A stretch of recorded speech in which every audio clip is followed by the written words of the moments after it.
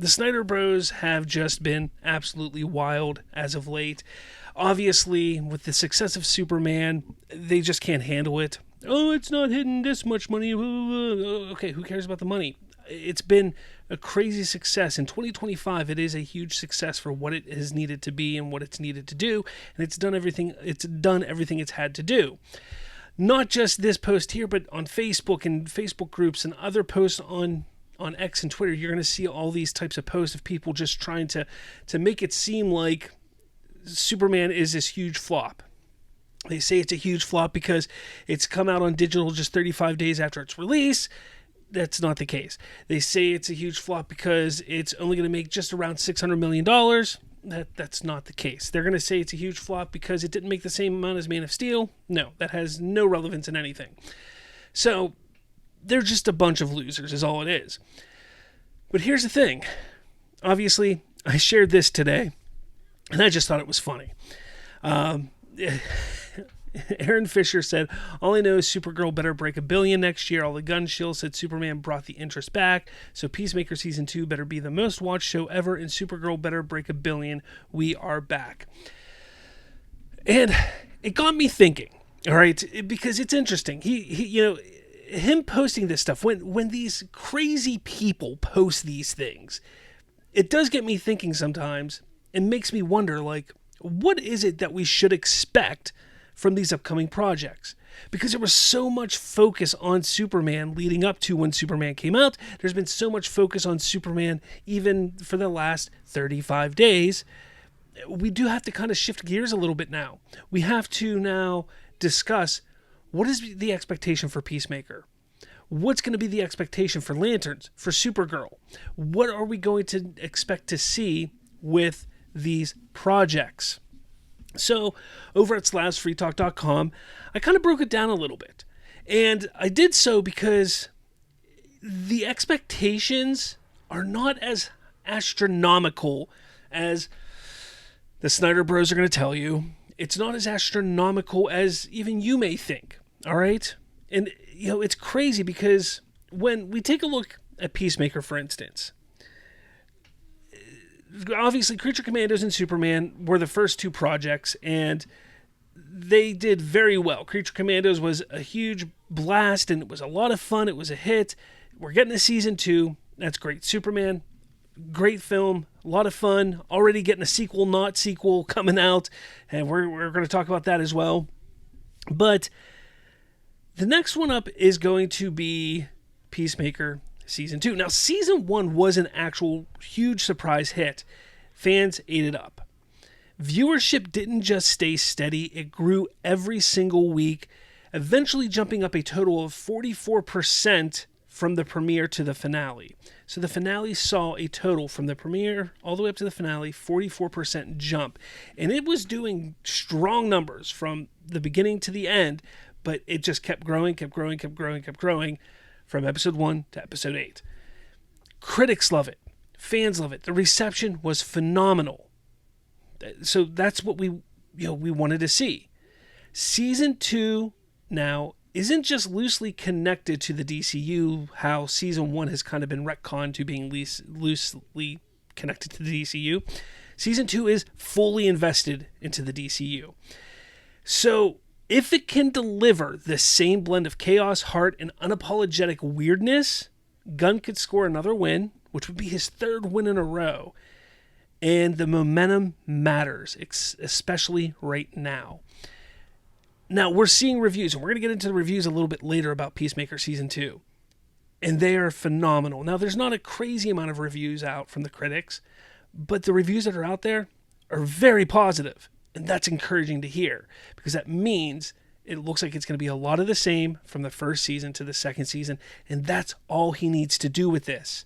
That's all you need to do with Peacemaker, is just continue moving forward from where we were from the first season. Now, Lanterns is going to be a little tricky, because it is more of like the dark horse in all of this. This is almost a total unknown, because we did have the 2011, 2012 Green Lantern film, and nobody cares for that one. This is coming in with a true crime tone. Damon Lindelof and Tom King coming in, working together, making this show. They got Kyle Chandler as Hal Jordan, Aaron Pierre as Jon Stewart.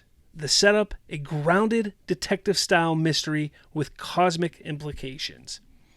If Gunn has played his cards right, this could be what I'm calling the DCU's The Mandalorian, a series that hooks fans beyond the core comic crowd. And that could be huge. That could be very, very huge for the DCU. This is the dark horse. This is the show that, because it's not going to be as crazy and raunchy as Peacemaker, and not as Silver Agey and oh shucks like Superman was. This is the one that could pull in a crowd that isn't your typical comic crowd. So I think this is a great way to continue things. But this is going to be the real stress test, the next one, Supergirl. Millie Alcock is going to step into the role of Kara Zor-El. She cameoed, spoilers, in Superman 2025. Just a few weeks back, we saw her as she faces down Krem of the Yellow Hills in the adaptation of Tom King's critically acclaimed run.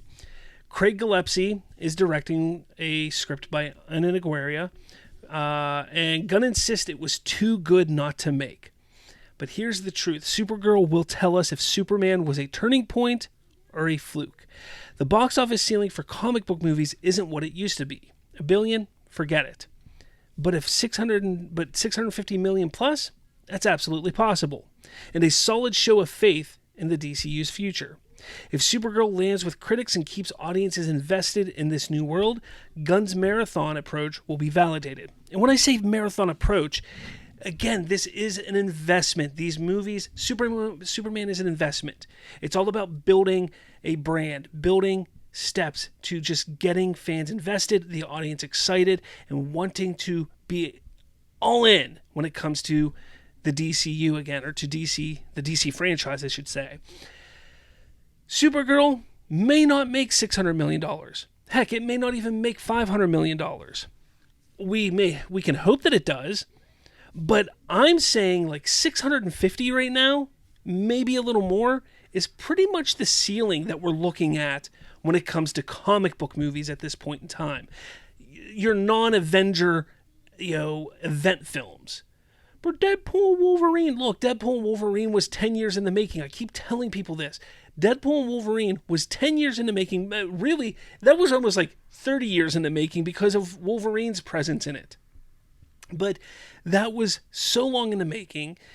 That's why that movie, that was an event film. That was a huge event, Avengers level event film.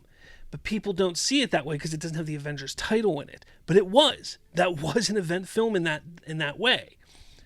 These movies right now are not that.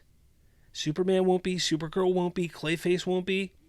But it's not about hitting that level. It's about getting the trust of the audience back as they build up to that event level film. And they're going to get there. It's just going to take some time. And they just have to play their cards right. Have the right budgets. Make the right calls when they're making these movies and these projects to get people invested. Have the right scripts.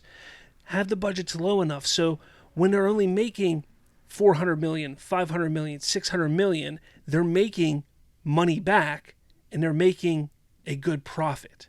That's what they need to be doing. So that's what I think is kind of the big idea here. When these people sit there and say the movies need to make $1 billion and things need to deliver. Yes, absolutely, they need to deliver. There's no denying that.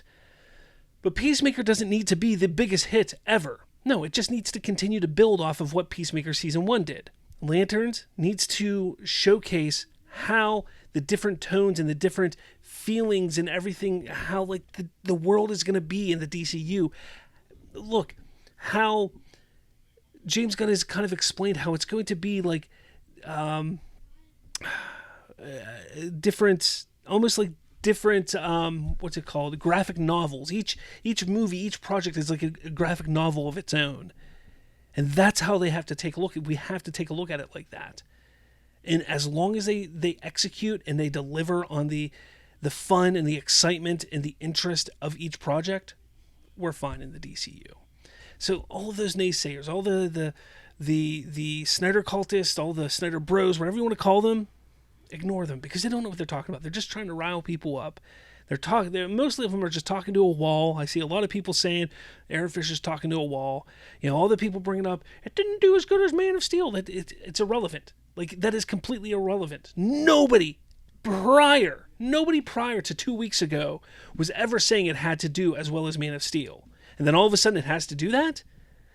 Nobody. Like, it's all of that kind of stuff that they just want to try and throw into mix and try and raise the bar and move the goalposts just to make them feel like they're right all the time. But in actuality, they don't know what the hell they're talking about. They've never known what they're talking about, which is probably why their universe failed, because they thought that it was the greatest thing since sliced bread, and well, it's not here anymore. So, as we move forward, I've been talking to people like, Ben from Real Anarchy. I've been talking to some other people, and a lot of us are like, you know what? Maybe it's time that we just start blocking these people. Maybe it's time that we just hit that block button, get rid of them, and just ignore them. Because what's the point anymore? Like, realistically, what is the point of even listening to them anymore? Because we know the truth. We know what's going on. And the more we get excited and hype and talk about the excitement, the more excited other people are going to be. But let me know your thoughts in the comments below. Love to hear what you have to say about all of this.